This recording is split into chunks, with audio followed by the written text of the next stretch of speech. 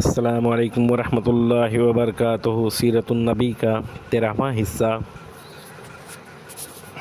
بہرحال اس ڈانٹ کے باوجود ابو جہل اپنی حکامت سے باز آنے والا نہ تھا، بلکہ اس کی بدبختی میں کچھ اور اضافہ ہی ہو گیا۔ چنانچہ صحیح مسلم میں ابو ہریرہ رضی اللہ تعالیٰ عنہ سے مروی ہے کہ ایک بار سرداران قریش سے ابو جہل نے کہا کہ محمد صلی اللہ علیہ وسلم آپ حضرات کے روبرو اپنا چہرہ خاک آلود کرتا ہے۔ جواب دیا گیا، ہاں۔ اس نے کہا، لات و عزیٰ کی قسم، اگر میں نے اس حال میں اسے دیکھ لیا تو اس کی گردن رود دوں گا، اس کا چہرہ مٹی پر رگڑ دوں گا۔ اس کے بعد اس نے رسول اللہ صلی اللہ علیہ وسلم کو نماز پڑھتے ہوئے دیکھ لیا اور اس زعم میں چلا گیا کہ آپ صلی اللہ علیہ وسلم کی گردن رودے گا، لیکن لوگوں نے اچانک کیا دیکھا کہ وہ ایڑی کے بل پلٹ رہا ہے اور دونوں ہاتھ سے بچاؤ کر رہا ہے۔ لوگوں نے کہا، ابو الحق تمہیں کیا ہوا ہے؟ اس نے کہا، میرے اور اس کے درمیان آگ کی ایک خندق ہے، ہولناکیاں ہیں اور پڑ ہیں۔ رسول اللہ صلی اللہ علیہ وسلم نے فرمایا کہ اگر وہ میرے قریب آتا تو فرشتے اس کا ایک ایک عضو اچک لیتے۔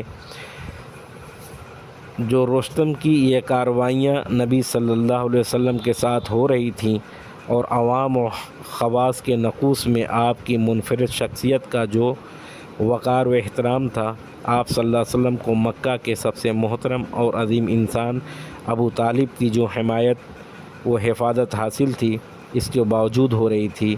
باقی رہیں وہ کارروائیاں جو مسلمان اور خصوصاً ان میں سے بھی کمزور افراد کی اظہار ثانی کے لیے کی جا رہی تھیں، تو کچھ زیادہ ہی سنگین اور تلخ تھیں۔ ہر قبیلہ اپنے مسلمان ہونے والے افراد کی طرح طرح کی سزائیں دے رہا تھا۔ جس شخص کا کوئی قبیلہ نہ تھا، اس پر اوباشوں اور سرداروں نے ایسے ایسے جو رستم روا رکھے، جنہیں سن کر مضبوط انسان کا دل بھی بے چینی سے تڑپنے لگتا ہے۔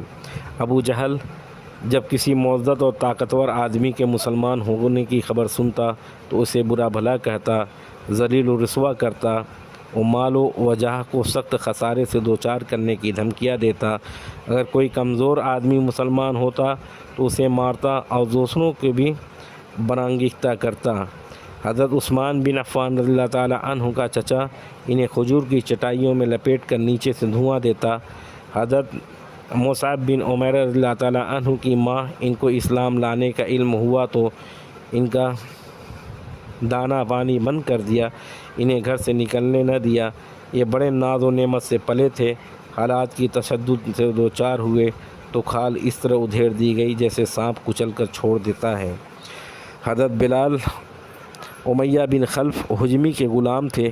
امیہ ان کی گردن میں رسی ڈال کر کوڑے کو دے مارتا اور انہیں مکہ کے پہاڑوں میں گھماتے پھرتے تھے، یہاں تک کہ گردن پر رسی کا نشان پڑ جاتا۔ خود امیہ بھی انہیں باندھ کر ڈنڈے سے مارتا تھا، چلچلاتی دھوپ میں جبراً بیٹھائے رکھتا تھا، کھانا پانی بھی نہ دیتا تھا بلکہ بھوکا پیاسا رکھتا تھا، اور اس سے کہیں بڑھ کر یہ ظلم کرتا کہ جب وہ دوپہر کی گرمی شباب پر ہوتی تو مکہ کے پتھریلے کنکروں پر لٹا کر سینے پر بھاری پتھر رکھوا دیتا، پھر کہتا، خدا کی قسم تم اسی طرح پڑا رہے گا یہاں تک کہ مر جاؤ یا محمد کے ساتھ کفر کرے۔ حضرت بلال اسی حالت میں بھی فرماتے، احدن احدن۔ وہ ایک روز یہی کارروائی کی جا رہی تھی، ابو بکر رضی اللہ تعالیٰ عنہ کا گزر ہوا۔ انہوں نے حضرت بلال کو ایک کالے غلام کے بدلے، کہا جاتا ہے کہ 200 درہم اور 735 گرام چاندی یا 280 درہم 1 کلو سے زائد چاندی کے بدلے خرید کر آزاد کر دیا۔ حضرت عمار بن یاسر رضی اللہ تعالیٰ عنہ بنو مخزوم کے غلام تھے۔ انہوں نے ان کے والدین نے اسلام قبول کیا تو ان پر قیامت ٹوٹ پڑی۔ مشرکین جس میں ابو جہل پیش تھا، سخت دھوپ کے وقت انہیں پتھریلی زمین پر لے جا کر ان کی تپش سے سزا دیتے۔ ایک بار انہیں اس طرح سے سزا دی جا رہی تھی کہ نبی صلی اللہ علیہ وسلم کا گزر ہوا۔ آپ صلی اللہ علیہ وسلم نے فرمایا، آل یاسر صبر کرنا، تمہارا ٹھکانہ جنت ہے۔ آخرکار یاسر ظلم کی تاب نہ لا کر وفات پا گئے۔ سمیہ رضی اللہ تعالیٰ عنہ جو حضرت عمار کی والدہ تھیں، ان کی شرمگاہ میں ابو جہل نے نیزہ مارا اور وہ دم توڑ گئیں۔ یہ اسلام میں پہلی شہیدہ حضرت عمار پر سختی کی سلسلہ جاری رہا۔ انہیں کبھی دھوپ میں تپایا جاتا تو کبھی ان کے سینے پر سرخ پتھر رکھ دیا جاتا، کبھی پانی میں ڈبویا جاتا۔ ان سے مشرکین کہتے کہ جب تک تم محمد صلی اللہ علیہ وسلم کو گالی نہ دو گے یا لات عزیٰ کے بارے میں کلمہ خیر نہ کہو گے ہم تمہیں چھوڑ نہیں سکتے۔ حضرت عمار اللہ تعالیٰ مجبوراً ان کی بات مان لی، پھر نبی صلی اللہ علیہ وسلم کے پاس روتے معذرت کرتے ہوئے تشریف لائے۔ اس پر یہ آیت نازل ہوئی، من کفر باللہ من بعد ایمانہ الا من اکرہ وقلبہ مطمئن بالایمان، جس نے اللہ پر ایمان لانے کے بعد کفر کیا اس پر اللہ کا غضب اور عذاب عظیم ہے، لیکن جسے مجبور کیا جائے اور اس کا دل اطمینان ایمان اور مطمئن ہو اس پر کوئی گرفت نہیں۔ اس کو روایت کیا ہے رحمۃ للعالمین جلد نمبر 157 و تلقیح فہوم صفحہ نمبر 61، ابن حشام جلد نمبر 1 317 اور 318، ابن حشام 3191 اور 320، فقہ السیر محمد غزالی 82۔ اور بھی روایتیں ہیں۔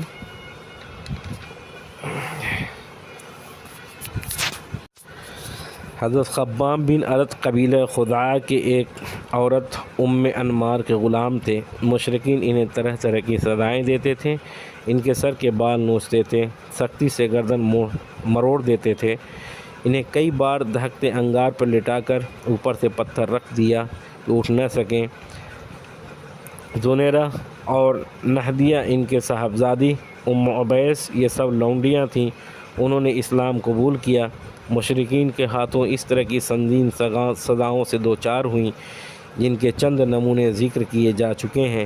قبیلہ بنی عاد کی ایک خانوادے بنی معمل کی ایک لونڈی مسلمان ہوئی تو انہیں حضرت عمر بن خطاب جو بنی عدی سے تعلق رکھتے تھے ابھی مسلمان نہیں ہوئے تھے، اس قدم مارتے تھے کہ مارتے مارتے خود تھک جاتے اور اس کے بعد کہتے میں نے تجھے کسی مروت کی وجہ سے نہیں بلکہ محض تھک جانے کی وجہ سے چھوڑا ہے۔ آخر کار حضرت ابو بکر اللہ تعالیٰ عنہ حضرت بلال اور عامر بن فہیرہ کی طرح اس لونڈی کو بھی خرید کر آزاد کر دیا۔ مشرکین نے سزا کی اس شکل یہ بھی اختیار کی تھی کہ بعض صحابہ کی اونٹ اور گائے کی کچھ کھال میں لپیٹ کر دھوپ میں ڈال دیتے، بعض کو لوہے کی زرہ پہنا کر جلتے ہوئے پتھر پر لٹا دیتے تھے۔ در حقیقت اللہ کی راہ میں ظلم و جبر کا نشانہ بننے والے کی فہرست بڑی لمبی ہے اور بڑی تکلیف دہ ہے۔ حالت یہ تھی کہ جس کسی کے مسلمان ہونے کا پتہ چل جاتا مشرکین اس کے در پہ آزاد ہو جاتے۔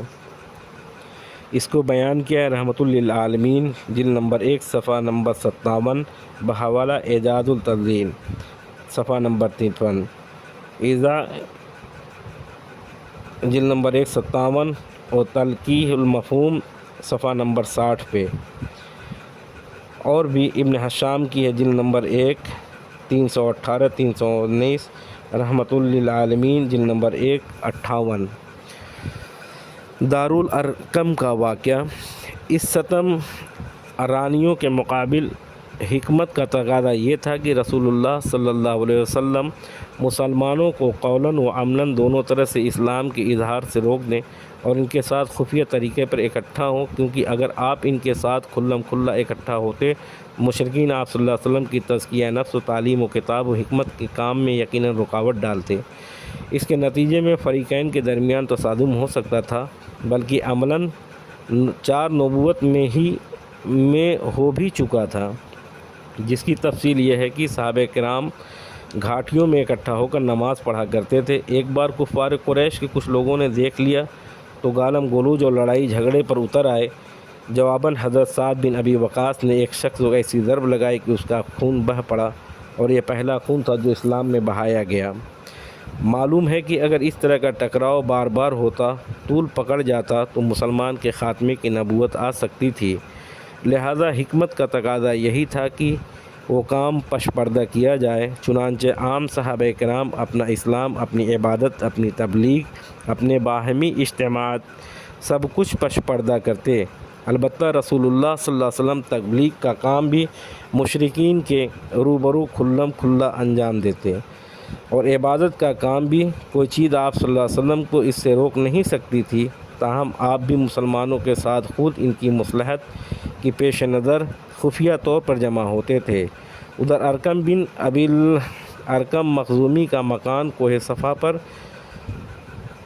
سرکشوں کی نگاہوں سے اور ان کے مجلسوں سے دور الگ تھلگ واقع تھا، اس لیے آپ صلی اللہ علیہ وسلم 5ویں سنہ نبوت سے اسی مکان کو اپنے دعوتیں اور مسلمان کے ساتھ اپنے اجتماع کا مرکز بنا لیا۔